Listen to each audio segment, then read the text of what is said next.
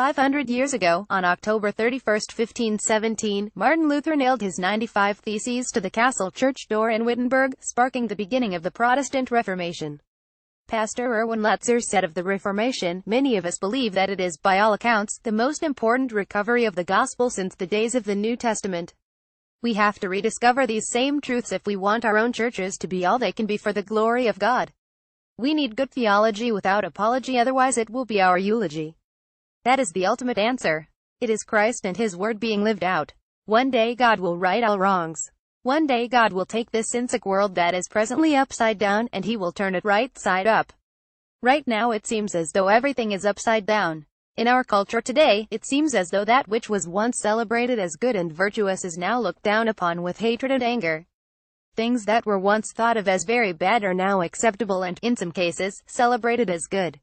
I'm reminded of the words of Thomas Jefferson, who said, "I tremble for my country when I reflect that God is just, and that His justice cannot sleep forever."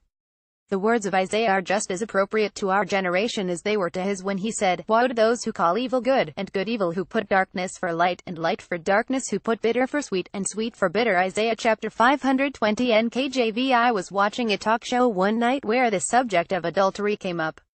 One person had the audacity to actually say that adultery is wrong. The host of the program was outraged. His face turned beet red. He ranted, "How can you say adultery is wrong? Who are you to impose your views on me?" At an attitude where we all make up the rules as we go, where your truth may not necessarily be my truth, where we can pretty much live as we please. See all 28 Greg Laurie books and movies in the WND Superstore. These are signs that our nation is crumbling on the inside. These signs are more dangerous than any threat from a foreign entity. Our greatest enemy is not across the waters somewhere. Our very decline lies in the things we are doing today. The book of Acts records an interesting statement made about Paul and Silas. "These who have turned the world upside down have come here to." Acts 176 NKJV. These words clearly were not meant as a compliment. But in reality, it was a backhanded compliment, a recognition that these men were creating a stir wherever they went. What the people who made that statement didn't realize was that their world already was upside down. When you turn something upside down that is already upside down, then it is actually right side up. That is exactly what Paul and Silas were doing. They weren't turning the world upside down as much as they were turning it right side up, because that is the way their world was. That is the way our world is now as well. This world has been upside down ever since Adam and Eve sinned. It has been operating in reverse ever since. Even the best efforts of men never seem to resolve the dilemma we're facing.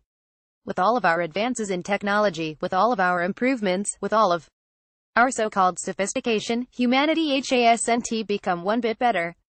As Jen Omar Bradley pointed out after World War II, we have grasped the mystery of the atom and rejected the Sermon on the Mount. Ours is a world of nuclear giants and ethical infants. With all of our technology, we have simply discovered new ways to kill one another, to destroy and to eradicate what God has done.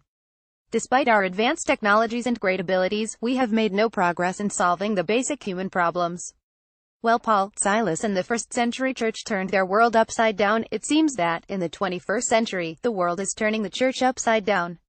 Think about it. The early church was made up of a relatively small group of Christians. Their numbers were not large like ours are today. They didn't have the ability to get their message out like we do today. Yet in spite of that, they made a dramatic difference wherever they went. Today, with so many naming the name of Christ, our impact on the world seems to be null and void. We wonder what difference we're really making. We're allowing secular attitudes to find their way into the church and into our own lives as Christians. People who say they are Christians are living in immorality, having sex outside of marriage, playing with drugs, getting drunk, stealing, suing one another and divorcing one another. It seems as though our culture is affecting us more than we are affecting our culture. We need Christians today who will take a stand for what is right, who will turn this world upside down as the early church did. We need more believers today to be both salt and light in our culture. Sure, we could use some more preachers, teachers, evangelists and missionaries. But we also need Christian journalists. We need Christian broadcasters, artists, doctors and lawyers. We need believers letting their light shine in professional sports, in politics, in entertainment, and in the business world. We need truly godly police officers and godly people in the military. We need to go out there and be true believers and turn our world upside down. You may say, "Greg, I'm not a preacher." That's okay. People need to see a flesh and blood Christian, the real man or woman of God living the Christian life in the same neighborhood where they live, in the same place where they work, and at the same school where they attend. They need to see the real thing. God can use you. Maybe you're not a preacher, but you can proclaim the gospel message through your life and through your words. You can turn your world upside down.